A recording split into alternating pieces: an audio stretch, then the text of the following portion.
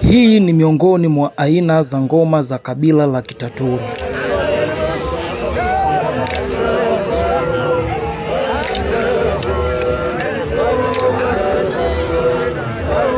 Kabila la Wataturu ni moja kati ya makabila mengi yanayopatikana Itigi, wilayani Manyoni, mkoani Singida.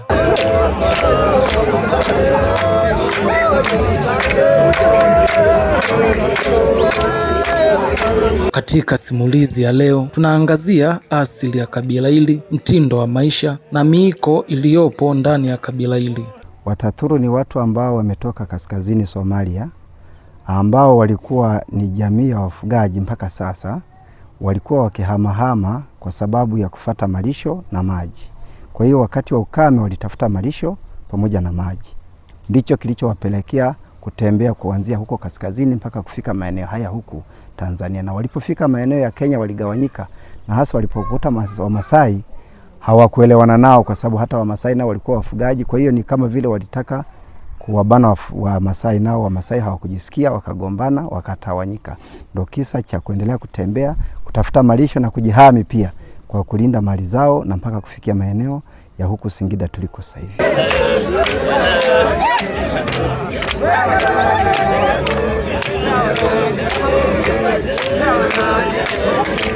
Kabila la Wataturu ni kabila lenye misingi imara na uongozi unaoongozwa kwa mfumo wa machifu ambao huachiana kwa utaratibu maalum. Hapa Itigi, kabila hili limeongozwa na machifu mbalimbali kama ambavyo tunaelezwa. Alikuwa Chifu Agondi, alipofikia umri umekwenda akaja Chifu Handu.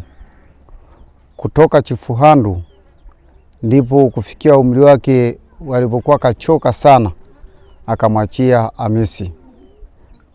Ndugu Amisi alipofikia umri naye ukawa eji imeenda sana, ndipo kumwachia chifu wa sasa, Chifu Haruna, kwa wili maarufu ni Ngobezi. Kila kabila lina misingi na mtindo wake wa maisha. Kwa upande wa kabila hili ipo misingi na namna ambavyo wanaishi, jambo linalowafanya kutambulika kirahisi. Misingi ya Mtaturu kwanza ni mtu ambaye ana hofu na Mungu, na wana mambo ambayo yamekatazwa kabisa kuyafanya. Kwa mfano, kumuonea mtu, na wanaamuriwa kumhudumia mtu kwa chakula au kwa jambo lolote analohitaji, na hasa likiwa ndani ya uwezo wa huyo anayeombwa.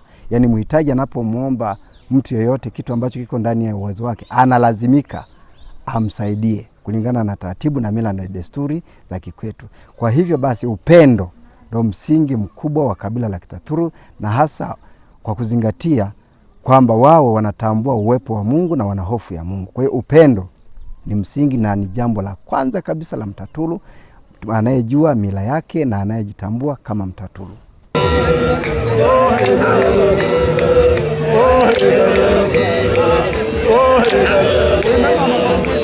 Kuoa au kuolewa ni sehemu ya maisha ya Wataturu, lakini kabila hili linapokuja swala la kuozeshana, yapo mambo mbalimbali yanayotazamwa kabla ya maamuzi ya kuozesha. Kwa Mtaturu ambaye analenga sasa kwenda kuoa, lazima waangalie vitu: magonjwa pamoja na uwezo wa kuhimili kazi ambazo ndizo za asili kama ufugaji. Lakini bi yake, kwa binti ambaye anatakiwa kuolewa, kwanza kabisa wanatakiwa waangalie ukarimu wa hiyo familia ya huyo binti. Mama yake, bibi yake, wanaangalia ukarimu wao ukoje, kwa sababu binti anapoolewa anategemea kwenda kuhudumia jamii ya familia hiyo kwenye masuala ya upishi na kuhudumia watu kwenye swala la chakula. Kwa hiyo akiwa mchoyo hata hudumia watu, hivyo anaweza kaponza hiyo familia badala ya sasa kukua na kustawi ikatawanyika.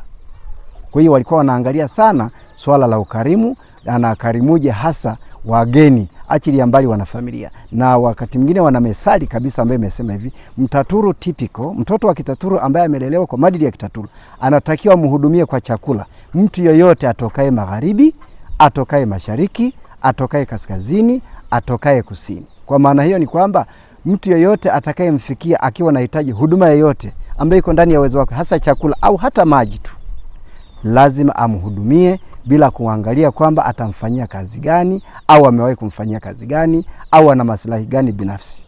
Kutokana na mtindo wa maisha ya sasa na mwingiliano wa makabila, imekuwa ni vigumu kuongoza vijana ambao ndani yao wamekumbwa na teknolojia. Chifu Ngobezi ambaye ni chifu wa kabila hili kutoka Itigi anaeleza utofauti wa kuongoza vijana wa sasa na vijana wa zamani. Kwa sababu tumeshachanganyikana sana vijana hapa mitaani, vijana wanacheza korokoro, wameiga utamaduni wa wenzetu. Sasa hivi tunaanza kukemea habari ya korokoro na puru ili wakimbilia kwenye ngoma ya asili. Zamani walikuwa na vijana wengi wanakimbilia makambini kwenda kuchunga ng'ombe, hata walikuwa wakiambiwa na wazazi walikuwa nasikiliza. Basi uongozi wa zamani na wa sasa kwa kweli wenzetu walikuwa wanaongoza kwa urahisi sana. Sisi tunaongoza kwa ugumu mno. Kwa sababu unaweza kumwambia kijana kuna shughuli hii. Kuna wengine baadhi hata wenye umri ni wakubwa, lakini wanaingia kuhamasisha kuwapiga vita watoto ili wasishiriki ngoma za kimila. Lakini sasa hivi tuko nao polepole, tutakaa sawa.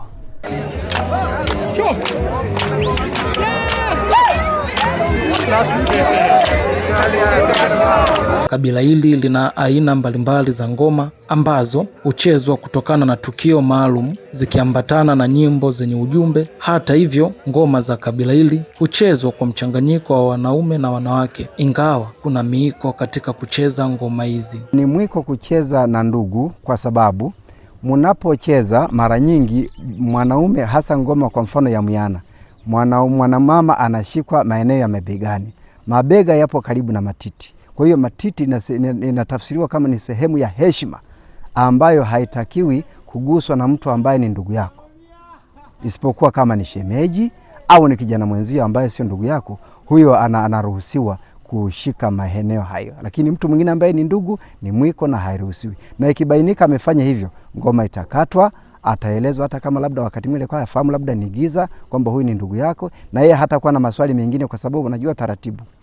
Nyimbo ambazo huwa zinaimbwa mara nyingi, kwanza zingine zinahadisia historia za zamani, ndugu zetu ambao walikuwa wanapambana na vita mbalimbali za makabila mbalimbali kutoka kaskazini kama vile Wamasai, Wanyiramba na makabila mengine. Kwa hiyo kwanza zinakumbusha historia namna gani baba zetu walipambana, na zingine ni nyimbo za mashujaa ambao wameua simba, walipambana na simba wakawaua, hasa wale ambao walibahatika wakawaua masimba jike. Hao ndio walitunzwa sana kwenye historia, kwa sababu Mtaturu anapoua simba anaheshimika sana yule ambaye ameua simba jike kuliko ambaye ameua simba dume.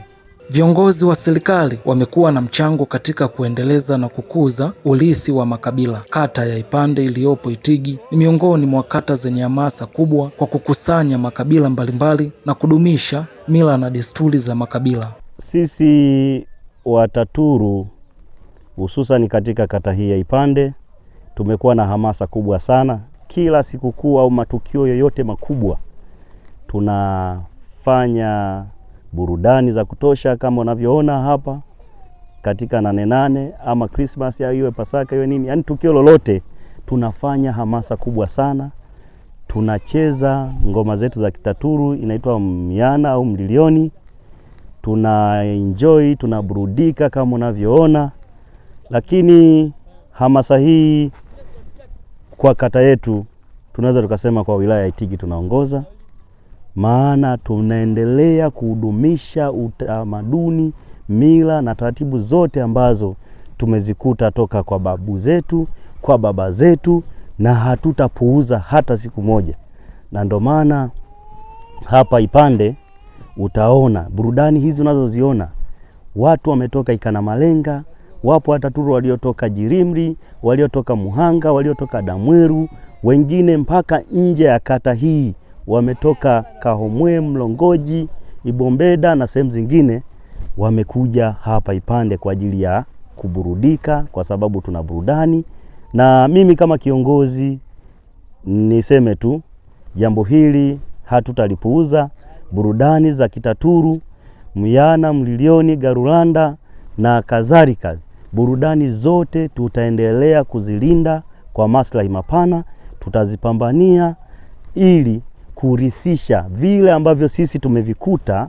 Tunatamani hata wajukuu zangu mimi, watoto wangu na wajukuu wavikute, waje wavienzi. Ndio maana tunaendelea kutokupuuza.